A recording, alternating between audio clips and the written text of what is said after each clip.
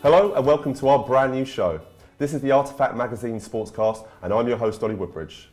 It is with great pleasure that we can welcome you here at our headquarters at LCC's beautiful new studios. This is the University of the Arts flagship sports news show. So we're going to take an all-encompassing look at the world of sport, both inside and outside the university. We're going to be talking to Artifact Sports' very own Sean Kopak and Max Petch, debating on whether we actually need transfer windows in world football anymore. We're going to go to LCC to find out what people's worst sporting injuries are. We also catch up with Ashley Alexander-Birch about what happened last week in UAL sport. But first, the January transfer window has now shut for English teams, and even in a relatively quiet transfer window, they still managed to depart with over £130 million.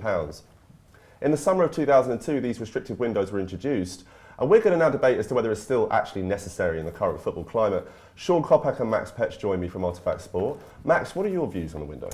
I think the January transfer window is an essential feature of the modern game's calendar season. I think we have seen in the past some huge transfers, such as Luis Suarez in 2011 and Nemanja Vidic back in 2007, I believe.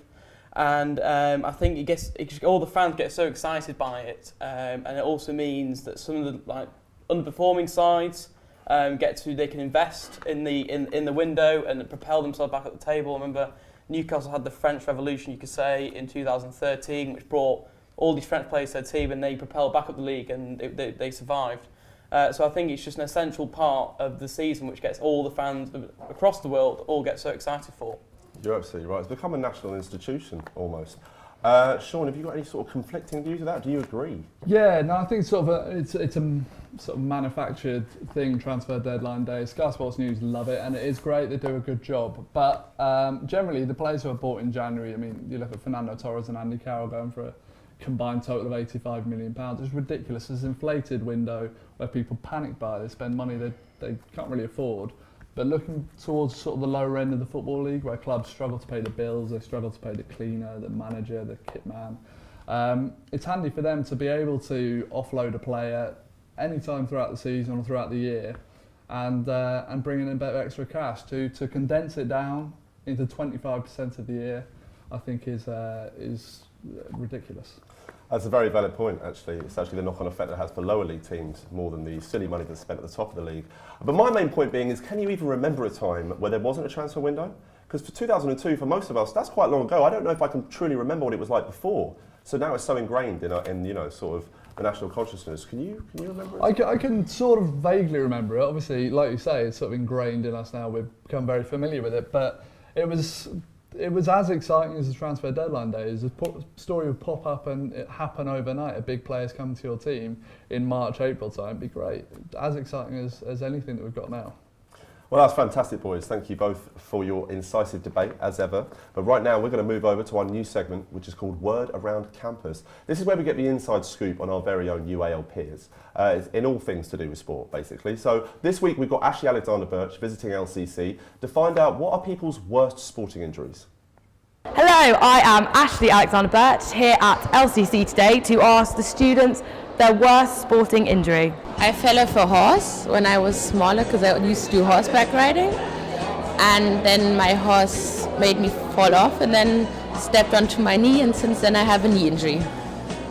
What is your worst ever sporting injury? My worst injury is I broke my left collarbone when I was about 14 playing rugby. I was quite a small guy playing against some big old boys, got crushed under a ruck and it just went bang. So yeah, that's my worst sporting injury. I remember I was at the gym once and I was on the treadmill and then I fell over and sprained my ankle.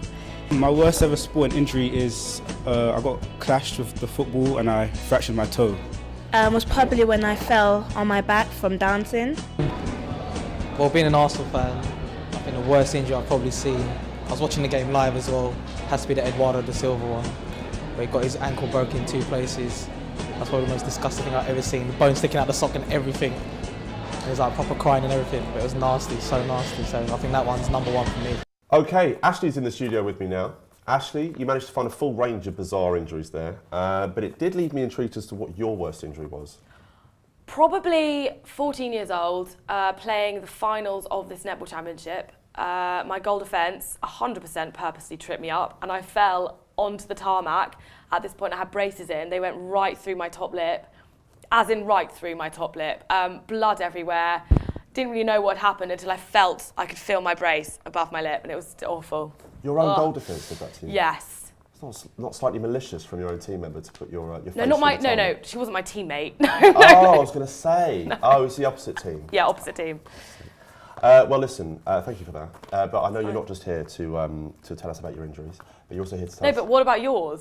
Oh, about mine. Well, mine would definitely be when I tore my calf. And when you tear your calf, if you haven't done it before, it feels like someone shot you in the back of the leg. So the moment that it happened, I immediately turned around to see who my assailant was, when in fact it was just my calf tearing. And that's the most amount of pain I've ever had on a football field. It doesn't sound as bad as it actually is, believe me. Moving on from injuries though, you're also here to update us about this week's UAL sport action. It is the bleak midwinter, so it wasn't a jam-packed schedule, quite a few games were called off. Those that did run out for UAL sport, how did they fare? We had 5 games this week. Hockey, amazing. Women's won 14-0 against Imperial.